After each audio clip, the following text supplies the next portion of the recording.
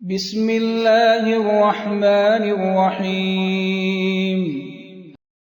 شروع اللہ کے نام سے جو بڑا مہربان نہایت رحم والا ہے۔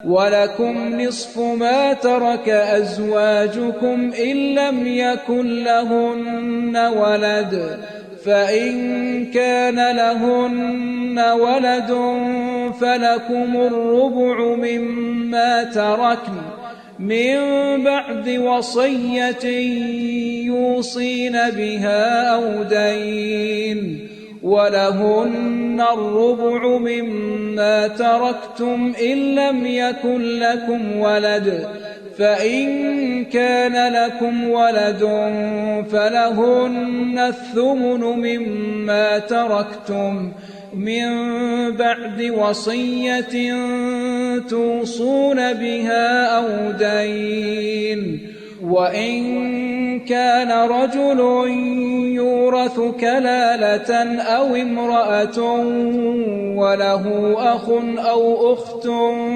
فَلِكُلِّ واحد منهما السُّدُسُ فَإِن كَانُوا أَكْثَرَ مِن ذَلِكَ فَهُمْ شُرَكَاءُ فِي الثُّلُثِ من بعد وصية يوصى بها أو دين غير مضار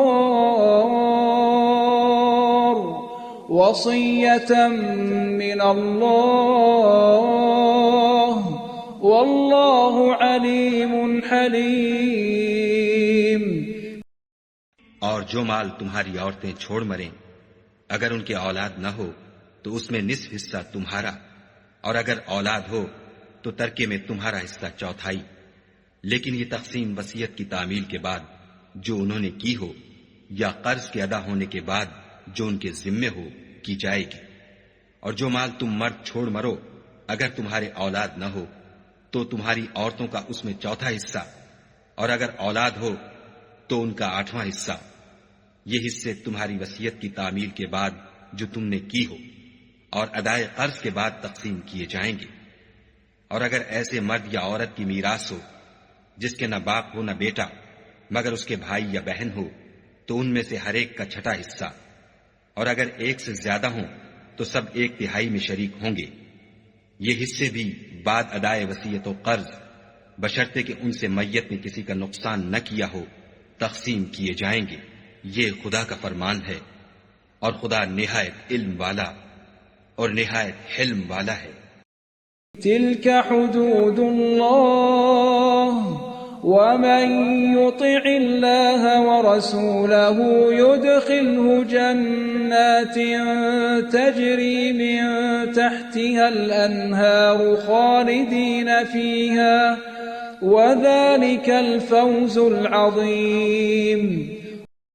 تمام احکام خدا کی حدیں ہیں، اور جو شخص خدا اور اس کے پیغمبر کی فرما برداری کرے گا خدا اس کو بہشتوں میں داخل کرے گا جن میں نہریں بہ رہی ہیں، وہ ان میں ہمیشہ رہیں گے، اور یہ بڑی کامیابی ہے۔ وَمَن يَعْصِ اللَّهَ وَرَسُولَهُ وَيَتَعَدَّ حُدُودَهُ يُدْخِلْهُ نَارًا خَالِدًا فِيهَا وَلَهُ عَذَابٌ مُهِينٌ۔ اور جو خدا اور اس کے رسول کی نافرمانی کرے گا اور اس کی حدوں سے نکل جائے گا اس کو خدا دوزخ میں ڈالے گا جہاں وہ ہمیشہ رہے گا، اور اس کو ذلت کا عذاب ہوگا۔ ایک مسلمان کے لیے یہ بہت ضروری ہے کہ وہ صرف قرآن کی تلاوت ہی نہ کرے بلکہ یہ بھی سمجھے کہ قرآن پاک کیا پیغام دیتا ہے۔ اگر آپ اس بابرکت سفر کا حصہ بننا چاہتے ہیں تو چینل کو سبسکرائب کیجئے اور اس پیغام کو دوسروں تک پہنچانے میں ہمارا ساتھ دیجئے۔ قرآن پاک کی مکمل تلاوت بما ترجمہ سننے کے لیے ہماری مکمل پلے لسٹ موجود ہے جس کا لنک اوپر دیا گیا ہے۔ آپ وہاں سے شروع سے آخر تک آسانی سے سن سکتے ہیں۔ اگلا رکوع اگلی ویڈیو میں پیش کیا جائے گا۔